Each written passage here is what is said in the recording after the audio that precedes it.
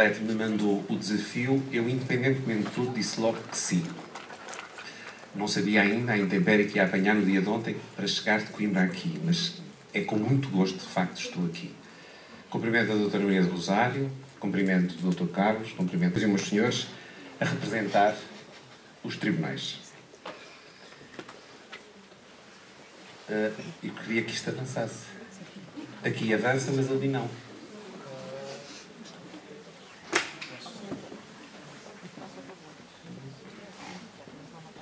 Sr. Titório, está aí? É sempre bom ter um Titório na nossa vida.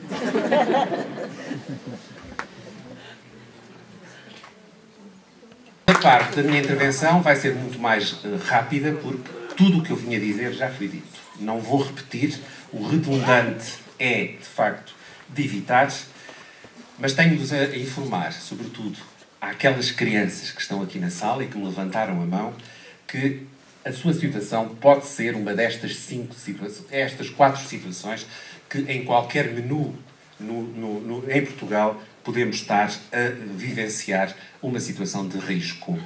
Criança em risco é uma noção mais ampla do que perigo. O perigo é mais restrito. E uma criança está em risco se estiver em perigo com qualquer idade até aos 18 anos, aplica o quê? A lei de proteção. Uma criança que tem comportamentos delinquentes até aos 12 anos, não abrangido, exclusiva, portanto, que tenha factos, que pratique factos qualificados na lei como crime até aos 11 anos e 364 dias, ainda só posso aplicar a lei de proteção. Porquê?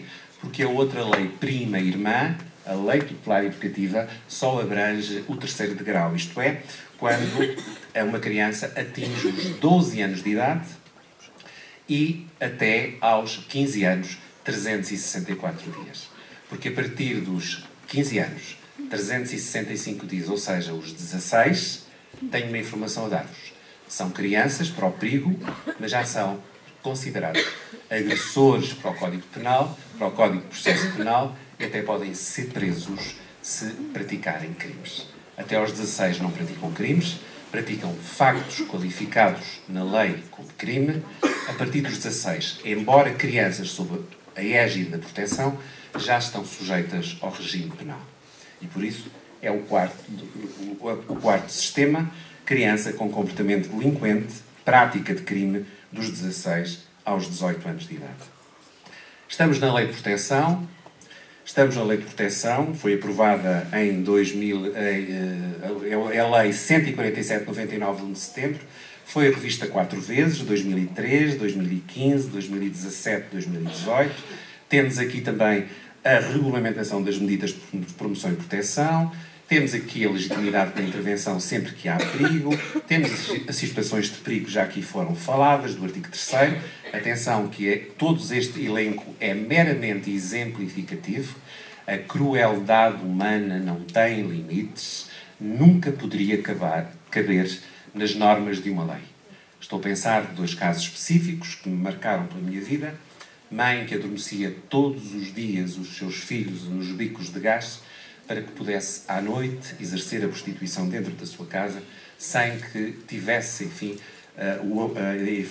fosse importunada pela presença das crianças. Pai psicólogo, mãe socióloga, que todos os dias deixavam os filhos dentro de um carro enquanto iam jogar no Casino de Estoril. Tudo isto durou mais ou menos 2 meses, até que um transeunte, lendo aquilo que a doutora Paula nos disse, que é o artigo 66, número 2 da Lei de Proteção, que é o artigo mais importante da lei, que diz que qualquer pessoa que tenha conhecimento de que uma criança está em perigo relativamente à vida, integridade física, integridade psíquica e liberdade, é obrigatória a denúncia. Não é? Será que posso? Escolas deste país, não está nas vossas mãos saberem se podem ou não fazer queixas ou fazer denúncias relativamente a comportamentos sexuais que podem existir dentro das vossas casas. Porque muitas vezes podem dizer, para que é que eu vou denunciar isto? Isto ainda vai agravar mais a situação do jovem. Não. A criança tem direito a que haja, por exemplo, uma intervenção tutelar educativa entre os 12 e os 16, ainda há tempo de o responsabilizar educativamente antes que ele faça 16, porque aí já nada lhes vale e pode eventualmente vir parar à prisão. Porque não foi feito um trabalho que deveria ter sido feito entre os 12 e os 16. E os miseráveis números que este país tem em nome de intervenção tutelar educativa não podem continuar. Não podem continuar porque acredito que haja muito mais situações de delinquência, mesmo que não estamos só a pensar em gangues, ou em mortes, ou em tráficos. Podemos ter que intervir logo de início para que este jovem seja reeducado para o direito, ainda há tempo de evitar as malhas de uma prisão. Continuo no artigo 3º, número 2. Esta norma, este artigo, a linha E, que tem sido a mais aplicada ultimamente, a doutora Arlete foi claríssima na sua intervenção, a criança está em perigo quando está sujeita a comportamentos que afetam gravemente a sua segurança ou o seu equilíbrio emocional. E uma criança que é batida pelos pais em termos de violência, que assiste a todas as cenas inenarráveis de violência doméstica em casa, mesmo que não esteja na sala onde se dá a tareia, mesmo que esteja dentro de um quarto, onde ouve ao longe as vozes do pai e as vozes da mãe a serem agredidos mutuamente.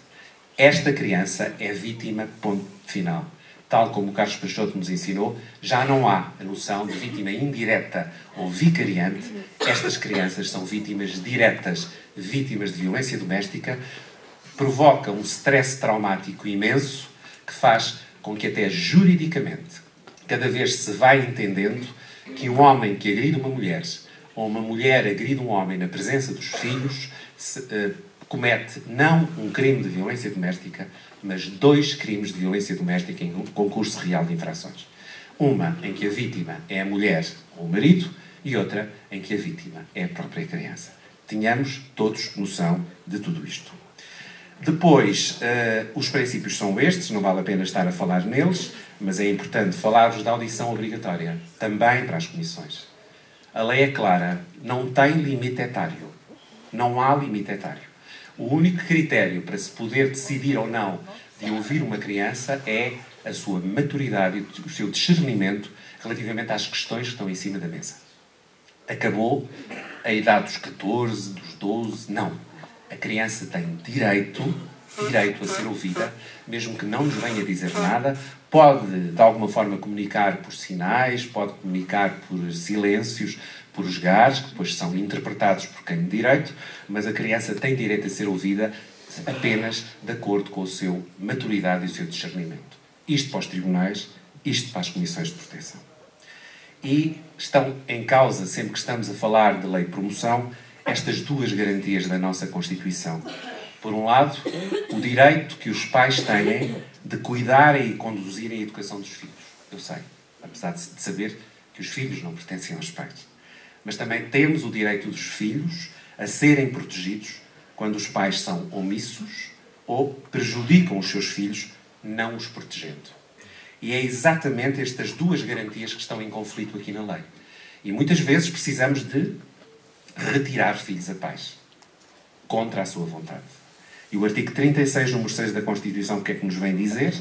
Que nenhum filho pode ser separado de seus pais, a não ser por uma decisão de um juiz e sempre que se comprove que os pais não exercem cabalmente as suas funções relativamente ao filho.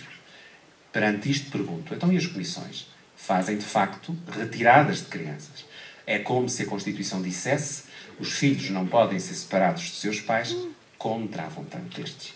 Porque se houver a vontade destes, cá temos o consentimento, que a doutora Paula tão bem nos explicou, que é a legitimidade dada às comissões. Fatores de perigo de um lado, fatores de proteção, risco de um lado, proteção do outro. Vamos supesando tudo isto e cá temos a nossa pirâmide. Primeira linha, Carlos Peixoto nos falou tão bem, não aplicam medidas de promoção e proteção, trabalham o risco, depois também trabalham o perigo, mas não podem aplicar medidas de promoção e proteção e trabalham de forma consensual. Segunda linha, comissões de proteção, aplicam as medidas de promoção e proteção, exceção a medida da auditabilidade do artigo 35, número 1, a linha G, porque aqui trabalham com consentimentos. Não consensos, mais do que isso. Consentimentos. Finalmente, aqui estou, Paulo Guerra, eu sou o palco da guerra. Guerra de tribunais. É, digamos, a zona dos litígios em que vamos intervir.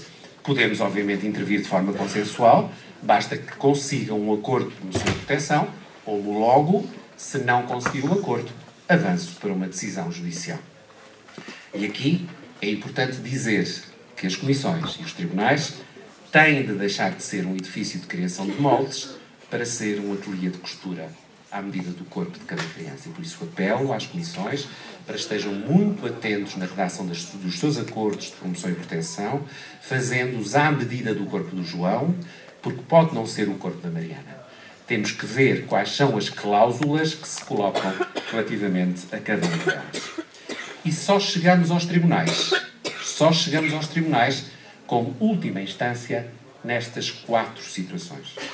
Já aqui foram explanadas, não está instalada a CPCJ não tem competência para aplicar a medida de promoção, a auditabilidade, a CPCJ não obtém a disponibilidade para aplicar e executar a medida que tem que considera adequada e, como aqui também a doutora Paula nos ensinou, desde 2015, a pessoa que iria dar o consentimento à intervenção da Comissão é um próprio agente do crime sexual contra a criança.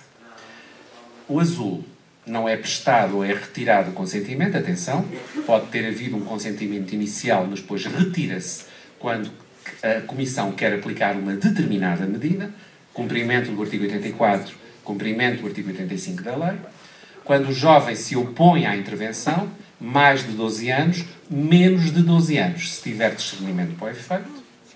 Quando o acordo é incumprido e sempre que houver um procedimento de urgência do artigo 91. Verde, situação em que, decorridos 6 meses após o conhecimento da situação pela CPCJ, não foi proferida qualquer decisão. Isto não faz remeter o processo para o Tribunal, mas faz com que haja uma sinalização ao magistrado interlocutor, magistrado do Ministério Público, que ao meu lado trabalha nos tribunais, é o outrora chamado curador de menores, agora, enfim, é o magistrado do Ministério Público. Portanto, é para dizer, isto não está propriamente esquecido, só que estou a ter alguma dificuldade em aplicar qualquer medida, a situação já passaram os 6 meses, mas mesmo assim a situação fica connosco. O que uma criança não pode ter é 2 processos, uma numa comissão e outro no tribunal. Ou está num lado, ou está no outro.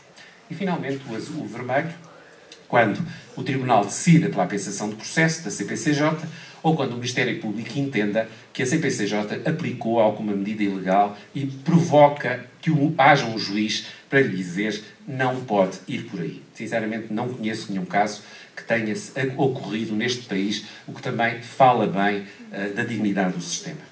E relativamente àquela questão do artigo 11 que diz tudo o que é crime sexual intrafamiliar deve ser comunicado à terceira elemento, aos tribunais, atenção, é isto que aqui diz, mas há uma cláusula de segurança. Podemos eventualmente ter, por exemplo, um tio agressor, que pode ser suspeito relativamente a uma criança que está numa casa. Reparem que a CPCJ tem legitimidade para intervir, porque não é ao tio que é pedido o consentimento, é aos pais e não ao tio, mas diz a lei que a intervenção tem ainda lugar nos tribunais quando, atendendo à gravidade da situação de perigo, à especial relação da criança com quem a provocou. Cá está o tio, as cumplicidades, os silêncios. Intervir junto do tio é complicado porque há, enfim, um jogo de cumplicidades lá dentro também. Neste caso, o Ministério Público, oficiosamente, sob proposta da CPCJ, entenda que, de forma justificada, no caso concreto, não se mostra adequada a intervenção da Comissão de Proteção. E não é menos digno nós deixarmos que o processo saia das nossas mãos. Os processos não são das comissões, os processos não são dos tribunais. Os processos são das crianças. E temos que confiar uns nos outros para saber que tudo isto faz sentido, que haja de facto esta evolução. As medidas de promoção e proteção também não perco tempo com elas, foram muito bem explicadas. Meio natural de vida, regime de colocação.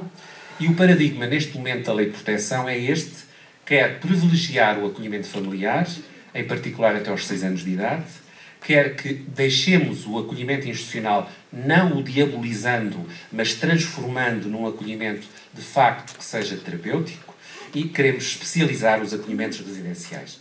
Tenho que vos dar a notícia que há 19 anos, vivemos 19 anos, sem a regulamentação da medida de acolhimento residencial. E temos vivido isto, sobrevivemos. E ainda estamos à espera de uma portaria que venha regulamentar a medida de acolhimento residencial. E aqui, o artigo 46 é claro. Até aos 6 anos de idade, minhas senhoras e meus senhores, desde 2015, nenhuma criança que seja retirada a um pai ou uma mãe deveria ir para um colo residencial. Deveria estar numa família de acolhimento. Mas, infelizmente, não temos famílias de acolhimento em número. Vamos ver se agora é um boom. Pode ser que o exemplo da Ucrânia nos tenha, de alguma forma, motivado. O enorme número de famílias que se candidataram a acolher crianças ucranianas não está a ser o mesmo número de famílias que se candidatam a acolher crianças que estão ali, suas vizinhas, lado a lado. E desde 2015, é clara a lei, em diz, até aos 6 anos, a criança não deve ir para um colo residencial. Não podemos fazer de conta. A Unicef foi clara. As crianças devem viver num ambiente familiar. As crianças, nós somos todos aquilo que fizerem de nós nos primeiros 3 meses do primeiro dos 3 anos da nossa vida. Nós somos todos 3 mais 1 mais 3. E é por isso que estes números são absolutamente sintomáticos. A Irlanda, que neste momento tem 90% de crianças em acolhimento familiar, há 15 anos estava exatamente como nós, com 2,7% de crianças em acolhimento familiar. Conseguiram inverter a situação. Nós estamos assim. Porque, infelizmente, também, em 2008, resolveu sair uma lei em que disse que todas as avós deste país, as tias deste país, já não podiam ser famílias de acolhimento. E, por isso, abruptamente, descermos dos 3.406, 640, 520, 495, 368, para hoje estarmos nos míseros 200 famílias de acolhimento. Isto, em verde, são as crianças que estão em lares de infância e juventude, em azul, que estão em CATs e em famílias de acolhimento. São os que são vermelhos. Só para terem uma ideia, o Porto até não está tão mal, porque, graças a Deus, há uma aldeia galesa chamada Mundos de Vida, que aqui na zona de Lousado, Vila Nova de Famalicão, resolve ir porta a porta, fazer uma campanha de captação de famílias de acolhimento, e por isso vejam, Braga, Porto, Vila Real, são de facto os tribunais que têm mais famílias de acolhimento. A minha Coimbra, por exemplo, tem, enfim, eu quando lá estava, tinha uma família de acolhimento. Cá estão também os números de famílias que são dados de 2015, agora está um bocadinho melhor. Muito do esforço da Santa Casa e posteriormente do Instituto de Segurança Social, que hoje em dia estão a fazer de tudo o que podem para que haja de facto uma captação de famílias a esse nível. Porque os bebés precisam de colo familiar, precisam de vinculação, por muito boa que seja uma instituição, há sempre ali uma enorme rotatividade de cuidadores, de rotinas e atividades, quase sempre de caráter grupal, e onde o espaço íntimo, pessoal e relacional é muito difícil de ser promovido. Toda a criança precisa de vinculação segura, estou quase a acabar, de uma parentalidade positiva, precisa de vinculação, como Jesus Palácio me ensinou. Todas as crianças têm direito a que haja pelo menos um adulto que seja louco por elas. E a palavra não é dizer menos do que isto. Cada ano de institucionalização, por muito boa que seja a casa, corresponde à perda de 4 meses de desenvolvimento. Queremos passar do modelo institucional para o modelo familiar que hoje temos, mas queremos mais do que isso. Queremos um modelo especializado que seja de facto terapêutico. Estes são os possíveis projetos de vida de uma criança que está dentro de uma casa de acolhimento, ou é reunificada à sua família, ou vai ser sinalizado para a adoção, ou vamos treinar as suas competências de autonomia, não esquecendo o apadrinhamento civil, que apesar de ter 62 casos nacionais, está aí e pode vestir o corpo de algum João ou de alguma Mariana. Foi por causa disso que nós a inventámos em Coimbra, no Observatório Permanente da Adoção, corria o ano de 2008, mas infelizmente o Estado nunca fez um esforço de publicitação desta providência tutelar cível, que é muitas vezes desconhecida até dos próprios atores do sistema. Uma criança que está dentro de uma casa de acolhimento está e continua em perigo. E por isso temos todos que agir. As verdades que eu tenho relativamente a isso é que as famílias biológicas devem poder visitar as crianças acolhidas, salvo restrições judiciais. As crianças não podem estar sempre a mudar de casa de acolhimento. Os irmãos tenderão a não ser separados e as crianças mais pequenas devem ter, de facto, esse colo familiar não institucionalizante. Noção de risco é mais amplo do que perigo. Nem toda a criança em risco é uma criança em perigo. Nem toda a criança em perigo é uma criança adotável. Infelizmente. Nem toda a criança adotável é uma criança adotada. Porque tem, muitas vezes, a cor errada, a saúde errada ou a idade errada. Sabemos que são muito mais aprazíveis e são muito mais pedidas as adoções de crianças pequenas, de crianças caucasianas e de crianças com boa saúde. Tramitação. Não perderei muito tempo com elas. Temos um processo especial, que é o mais urgente de todos. Chamam-se procedimentos de urgência em situações de emergência, sempre que estiver em perigo atual ou iminente a vida, a integridade física ou a integridade psíquica de uma criança. Lembra-se, doutora Maria Rosário, nós tínhamos um artigo 19 na OTN, o legislador foi tão nosso amigo que inverteu o 19 e transformou em 91. E, portanto, o 91 é aquela norma que nos faz andar um bocadinho mais depressa do que é normal. Quando assim não é, eu apenas deixarei, doutora Arlete, aqui os slides, para não estar a perder tempo, e a pergunta que se deve fazer é esta: sopesar toda a informação e perguntar, face aos factos que me são transmitidos, atento ao que eu observo, a omissão de atuação conduzirá a criança à imediata e inevitável exposição àquele perigo com aquelas consequências? E se a resposta for sim, tenho que acionar o 91 e o 92. Se não estivermos perante uma situação de emergência, então avançamos para o processo comum, e o processo comum faz com que tenha esta tramitação.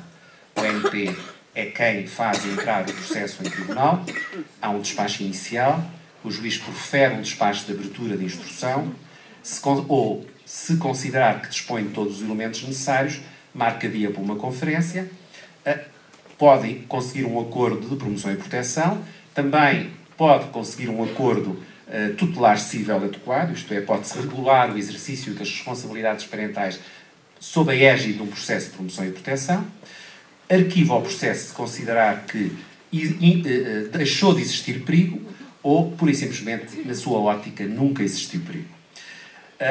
Se decidir abrir a instrução, vai fazer as audições, as inquirições que tiver por convenientes, pedir as informações e os relatórios, são duas coisas diferentes. Informações são coisas mais tópicas, relatórios são, enfim, um circunstancialismo de vida um bocadinho mais alargado. Faz os exames, faz as perícias e encerra a instrução, tem 4 meses para fazer. Arquiva, marca dia para conferência, se entender que é provável um acordo. Se não achar que é provável o acordo, faz as notificações da lei para que passemos para a fase do debate. Chegado ao debate, uma de duas, ou há acordo e o Tribunal homologa, não havendo acordo. Há um acórdão, não quer dizer que estejam a dormir os senhores juízes até lá.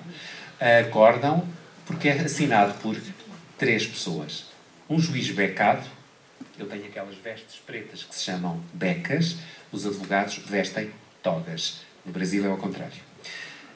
Mas comigo, num debate judicial nesta área da família e crianças, na Lei de Promoção e Proteção, trabalham ao meu lado 2 juízes sociais. Uma enorme inovação. Em 1976 já existe uma lei que diz que estão ao meu lado a julgar de facto e de direito 2 juízes sociais que não têm que ser juristas. Nunca me posso esquecer da dona Idalina Costureira, que na cidade de Coimbra se considerava corresponsável pelos seus meninos e pelas suas meninas, que ao meu lado assinavam os meus acórdãos e ia depois visitar os miúdos às casas de acolhimento ou aos locais onde eles estavam. Portanto, é de facto a sociedade civil que gerou um perigo que vai também ser capaz de conseguir retirar as crianças do perigo.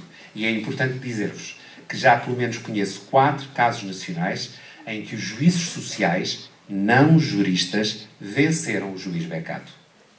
Ou seja, não votaram de acordo com o juiz profissional e valeu a lei do mais forte, que é a maioria. Nestes casos, vota primeiro o juiz social mais novo, depois o juiz social mais velho e só no fim, compreende-se porquê, o juiz profissional, para não influenciar a decisão dos meus colegas. Instrução, debate judicial, decisão e execução. Quem executa, minhas senhoras e meus senhores, nunca é uma CPCJ. Estamos noutro degrau. Já não há intervenção da Comissão para executar uma medida do Tribunal. Cada etapa fecha e tem as suas equipas, neste caso, as equipas de apoio aos tribunais de assessoria. As minhas lutas constantes, e com isto termino, é uma boa audição da criança em ambiente judiciário e não judiciário, também primeira linha, também segunda linha, também terceira linha. Criança é vítima de violência doméstica mesmo quando só assiste. Valorização e empenho no acolhimento familiar de crianças até aos 6 anos. A adoção de crianças até aos 18 continua a não compreender porque é que crianças entre os 15 e os 18 não podem ser adotadas a não ser em circunstancialismos muito, muito restritos. Prevenir primeiro para não ter de proteger a criança de perigo. O Dr. Leandro ensinou-me. Proteção promoção e proteção. E conseguir para todas as crianças a dita infância de excelência. E termino com as fotografias de 5 dos meus 14 sobrinhos. Estão aqui porque deram autorização para estarem aqui. Muito mais do que mudar a lei, e às vezes fala-se em mudanças, vamos mudar a lei, há muitas vezes que mudar as práticas. Já que eu estou a falar de tribunais, a última instância, mas eu penso que estes recados também se podem adaptar às comissões de proteção, de segunda linha, e às entidades de primeira linha. Trata todos os que se apresentarem no vosso serviço de igual forma. Os bagos de arroz numa malga são todos iguais. Os do topo são os primeiros a serem comidos, mas os do fim também o são. Ser rápido nas tuas decisões. Se deixares o chá no bule demasiado tempo, ele amargará. Todos estes processos são urgentes. Esquece os teus ódios e os teus amores. Os vossos preconceitos relativamente a tanta coisa na vida. Sou contra a residência partilhada. Até há juízes que dizem que são contra a adoção. Como é que é possível dizer-se que se é contra a adoção? Posso ser contra a adoção do João e da Maria, porque entendo que não estão perfectibilizados os requisitos do artigo 1978 do Código Civil. Deixa-os no jarrão da entrada, quando saíres. Quando regressares, eles ainda lá estão. Estuda todos os dias. O saber cabe numa caixa, mas se nela nada guardares, nada acharás. Mantém o teu equilíbrio. Se puseres muitas flores na jarra, ela perde a harmonia e poderá tombar. E finalmente, minhas senhoras e meus senhores, as aparências às vezes são enganadoras. No prato mais bonito, na família mais Benetton, serve-se a pior das refeições. E essas são as cifras negras também das comissões e dos tribunais. Muitos destes casos não chegam à ribalta dos nossos tribunais e das nossas comissões. E às vezes naquele que dizem que é o caco falhado, a família disfuncional, a família multidesafiante, mas que também é multidesafiada. Nunca me posso esquecer que no Tribunal de Menores de Lisboa, em 1997, havia uma família que era tão tutelada por tanta gente que pôs um póster à porta a dizer: à segunda-feira recebo a Segurança Social, à terça recebo a luta contra a pobreza, à quarta recebo a Santa Casa. Eu fotografei e está lá. A rede que é preciso para que tudo isto faça de alguma forma sentido. E às vezes neste dito caco falhado existe a melhor das ternuras. Existe ternura, firmeza e bom trato, que são as 3 grandes qualidades de um progenitor. Conheceis pais muito firmes, mas muito pouco ternos. Conheceis pais muito ternos, mas muito pouco firmes. Conheceis pais muito firmes e muito ternos, mas que são incapazes, por exemplo, de perceber que o seu filho precisa de vacinação obrigatória, ponto final. Ou de uma alimentação especial, ponto final. E isso pode gerar maltrato. Estamos, de facto, a falar de afetos, os mesmos afetos com que eu falei com a queridíssima doutora Catarina, que me foi buscar ao hotel para me trazer hoje. Eu sou e cultivo os afetos. Tudo isto tem que ser comandado pelo mecanismo dos afetos, vendo-se o sistema como um todo sistémico. Myrta Schockler ensinou-me que o afeto é a âncora de segurança de uma criança. O amadurecimento daquilo que ela chama habilidades como raciocínio, memória, atenção e criatividade tem uma relação direta com o afeto. Acreditem. O futuro não vai ser feito. Apesar de estarmos a sair de uma pandemia que nos valeu muito a ciência, mas não vai ser feito o futuro através das descobertas da ciência, mas depende essencialmente, como me ensinou o meu guru de vida inteira, António Alçada Batista, através da descoberta dos mecanismos dos afetos. Porque acreditem que as crianças não se importam com o quanto tu sabes, até saberem o quanto tu te importas com elas. Muito obrigado.